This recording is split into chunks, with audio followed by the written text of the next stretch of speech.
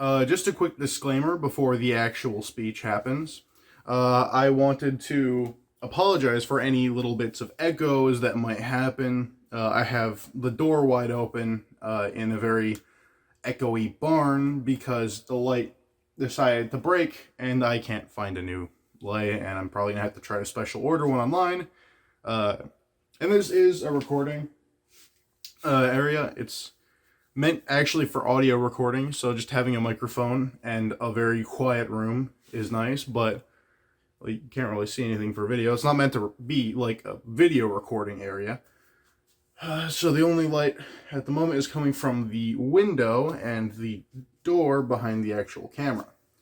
I wanted to also thank you very much for being the professor for this public speaking class.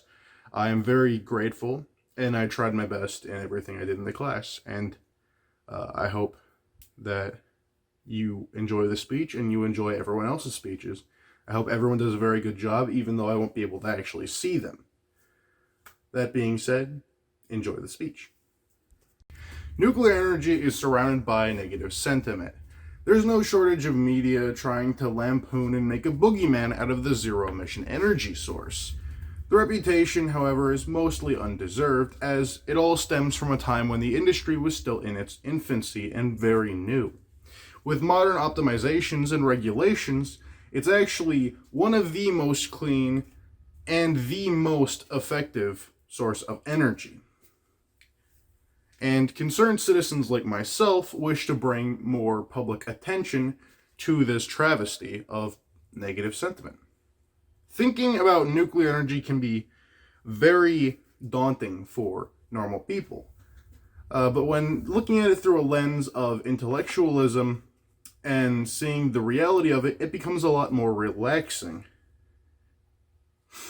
Nuclear energy's bad reputation mostly stems from the worst case scenario that can possibly even happen, that being total core meltdown. This is very rare and has only happened very few times in history, but it's portrayed as the most common occurrence in many things like TV shows and movies.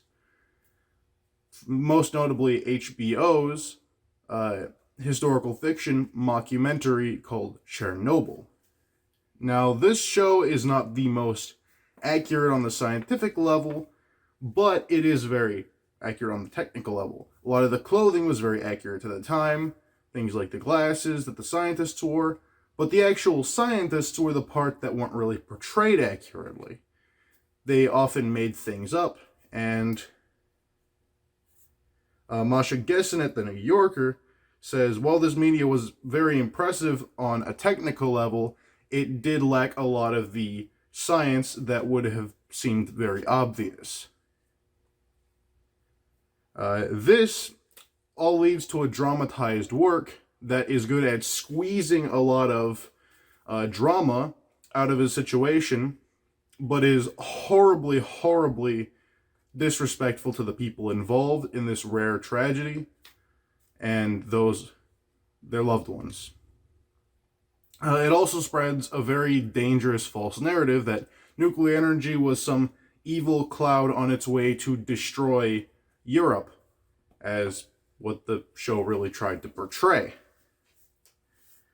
The show is even brave enough to report completely false information, inaccurately stating how the plant failed, effects of radiation, and seemingly making up how nuclear reactors can just explode like a bomb would. It's not a warhead, it's a nuclear reactor. This was pointed out by James Konka at how HBO got it wrong on Chernobyl via Forbes. Well, in reality, a nuclear meltdown would seep radiation into the air, not just explode like an atomic warhead. How could such a high-budget, high-development production get so many simple details so demonstrably wrong? Well, the answer is mainly in who was asked during the production of this show, who happened to be journalists and anti-nuclear activists. Whilst they did look for journalists, they failed to even look into the United Nations Chernobyl Forum report that disproves almost the entire show. Keep in mind, this foreign report was from 1986, and this movie is from, I believe, 2020. There is a reason why someone or something is trying to spread so much misinformation about nuclear energy. Much of the fear-mongering about nuclear energy is exaggerated because the reality is much different from what a lot of people want you to believe. There is a lot of money involved with this.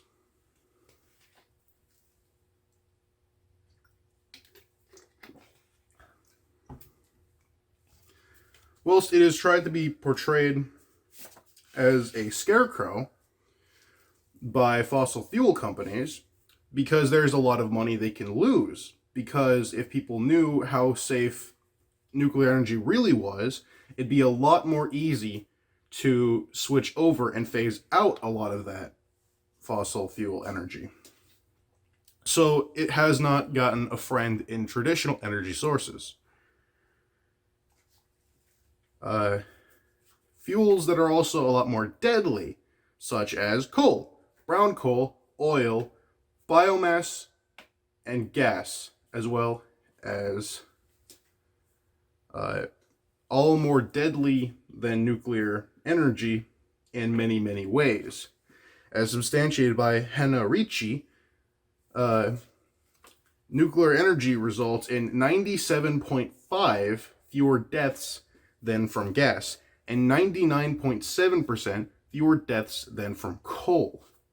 This has caused lives to be saved by replacing fossil fuels with nuclear energy, killing less than one person a year as opposed to reliance on fossil fuels that directly or indirectly kill many, many more.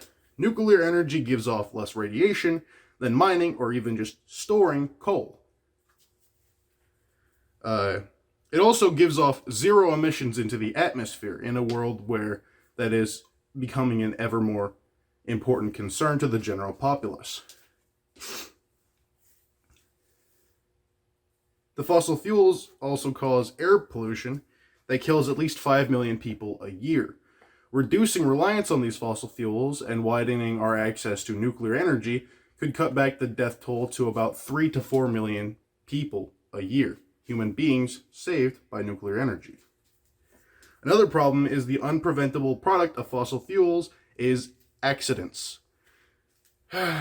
There's a long-standing precedent that American oil pipelines will always spill. There's no such thing as a spill-proof oil pipeline. It's only a matter of when it's going to happen, where it's going to happen, and how much it's going to spill. There's also greenhouse gas emissions, the primary driver of climate change. Fossil fuels account for about 87% of global CO2 emissions in the year 2018 alone, according to what are the safest and cleanest sources of energy from Our World and Data. There are also greenhouse gas emissions that are the primary driver of the big problem with fossil fuels. This is also terrible news for people like myself who have very long family histories of things like lung cancer, throat cancer, or other illnesses that are just caused from having a bad environment caused by these sort of things. I live in fear almost every week. I think, what if I do what my grandpa did? I get some sort of a lung cancer and I die from that. It's just things that keep me up at night. And just because it's clean does not mean that it's not efficient. In fact, nuclear leads as the most effective source of energy compared to fossil fuels in terms of quality of life, but also more efficient than 92.5% efficiency capacity. Coal has only a 40%, and solar just has 25%, as opposed to the almost 93% efficiency capacity of nuclear energy. Very little is going to waste, and even what can go to waste can be easily stored and contained on site. as stated by Mike Mueller at the U.S. Department of Energy. These numbers make a very bad argument against the construction of new coal plants, but make a very strong argument for the new construction of nuclear energy plants. Even when understanding a topic, it's important to have academic information and context. Well, this context is for the topic of nuclear energy and is very useful.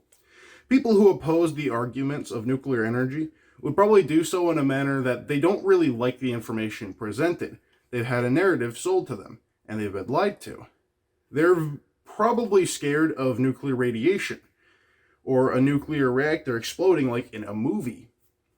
I cannot blame anyone for feeling in such a way.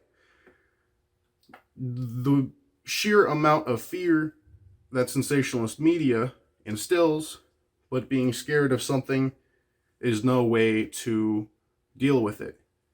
Life is not a movie, and not everything is some villain narrative.